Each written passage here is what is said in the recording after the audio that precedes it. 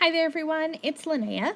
I have a card for you today that is going to give you lots of tips on masking, die cutting, some ink blending tips and tricks, and lots more. But the card is still very me. It's still going to end up very clean and kind of classic style. So I'm starting with the Lily stamp set, and I know that I want to use that lily stamp. That is one of my favorite flowers is the lily, and this stamp is just gorgeous. I also love the font on this thanks. I send a lot of thank you cards. So I want to do some masking to create a one-layer card. That's something that's very out of my comfort zone. I like to do a lot of die cutting and a lot of popping up with foam, but I'm going to do some masking and do a one-layer card today. So I started by stamping that thanks, and you saw me kind of lay my stamps out where I thought I wanted them to go. When you are stamping and masking, you want to make sure that you stamp whatever you want to be in the front first. So I stamped that thanks, and now I cut out the mask from some masking paper, and I'm just going to lay that right over the top. This is going to let me stamp that lily over the top of the thanks without covering up the thanks. So you're going to see as I remove the mask here, I stamped the lily with the Raven hybrid ink. Look at how cool that looks with that masking. You kind of break up that flower a little bit, and it just looks really elegant. Now I left my stamp in my platform because I find that when I do coloring with alcohol markers, it kind of dulls the ink. This is with any black ink. I just think that it's great to keep the stamp in the MISTI and then stamp over it one more time to really bring out that black outline. So I'm coloring with my alcohol markers today, and I have a bunch of pink and reddish markers. I want this to be a pink lily. So I'm starting with my darkest color, which is R14. And I'm just going to go in where I think the deepest shadows will be. And the great thing about this lily stamp is that there are already kind of those crease lines in the petal. So I'm just going to follow those lines, and then I'm going to pick a light source. So for me, it's going to be the left side of the petal. And I'm just going to outline that side. Then I came in with my R22, which is my next darkest, kind of extended those shadows. Now doing the same thing with R21. You can see me here kind of flicking out along those crease lines and really just extending those shadows just a little bit and just working my way down my color line. So now I have R20, again, pulling out those shadows a little bit more and just kind of blending out. And then R00 is my lightest color. So for this, I'm just going to pull out those shadows the rest of the way and fill in the remainder of the petal. And look at that, it's such a pretty peachy pink colored leaf.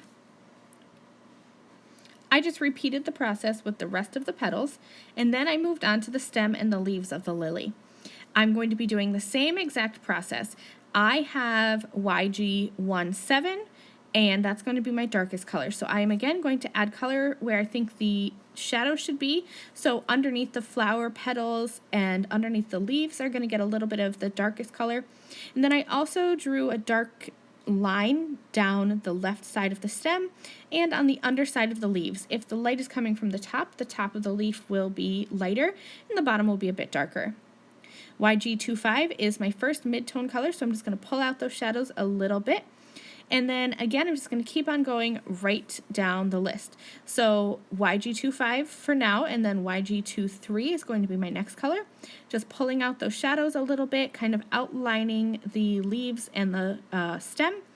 And then I will finish off with YG21. This color is quite a bit lighter than my other colors, even though it's in that same color family. So I'm going to go back and forth just a little bit.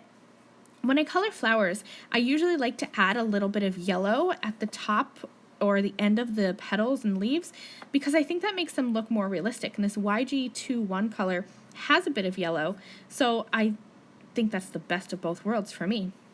I'm taking a white jelly roll pen and I'm just going to add some dot detail to where the shadows are. So not in the lightest areas, but in the darkest areas. Now here's where I kind of messed up a little bit. I did all that fancy masking with the sentiment, and now I'm going to stamp once again over my lily. So you can see there that it got super dark on the outline and it just helps the image stand out a little bit. But I forgot to put that mask in place. So the lily goes right through the sentiment, which is okay because they are both stamped in the same Raven hybrid ink, so it's okay, but I lost that kind of little bit of extra added excitement with the lines not being quite complete. So if you recreate this card in your craft room, be sure that you add that mask back on before you stamp your lily a second time. All right, moving on. Now let's create the background. I have the Mosaic A2 cover plate die, and I'm going to cut this from some white cardstock. Now this die is gorgeous and it is intricate, and I cut a lot of these for LDRS Creative for a class that they taught, and afterwards, after punching out all those little holes, I thought there must be a better way. So I researched and I found this dryer sheet technique, and I've shared this before. I just took 3 dryer sheets and I doubled them over, so I have 6 ply there, and then I ran this through my die cutting machine, and you're going to see just how easy this is. I'm going to grab a corner of the cardstock. I tried a couple corners and the one didn't want to come up. So here we go, just peeling that off, and look at that. Not a single piece left in my die cut. All those little pieces are stuck onto that dryer sheet. So this made my life a whole lot easier. Now I'm taking that Mosaic A2 cover plate die, and I am going to tape this onto another piece of white cardstock. In fact, the background that we stamped the thanks and the lily on. I should mention that I did add the masks for the thanks and the lily on top of my stamped and colored images. You can see I messed up my first stamping, so I just flipped over my cardstock and used the other side for my coloring. Once I have this kind of stencil, it's actually the cover plate die, but I'm using it as a stencil. So once I have that taped onto my lily piece, I'm just going to grab my inks and start blending. Now originally, I thought that I would cover this whole background with alloy hybrid ink from LDRS Creative. And as I got going, I got about halfway down, and I thought, wait, wouldn't it be so fun to add in a second color? So I did about halfway with the alloy, and then I'm going to bring in pink tutu, which is a very light pink. And I thought that it would go really well with the lily. Now I'm going to be honest, as I'm ink blending here, I have everything kind of covered up. So I didn't know if I was actually blending the pink tutu on the bottom, which is where I wanted it, or on the top. And I figured either way it's going to be really pretty and I'm not going to think too much about it. And it ended up being on the bottom, which is wonderful.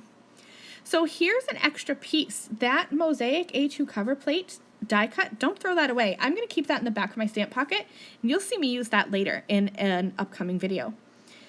I'm going to remove those masks from the thanks and the lily, and look at that. It's such a fun background, and it's all one layer. I added some gems just for some shine, but I'm still counting this as one layer for sure.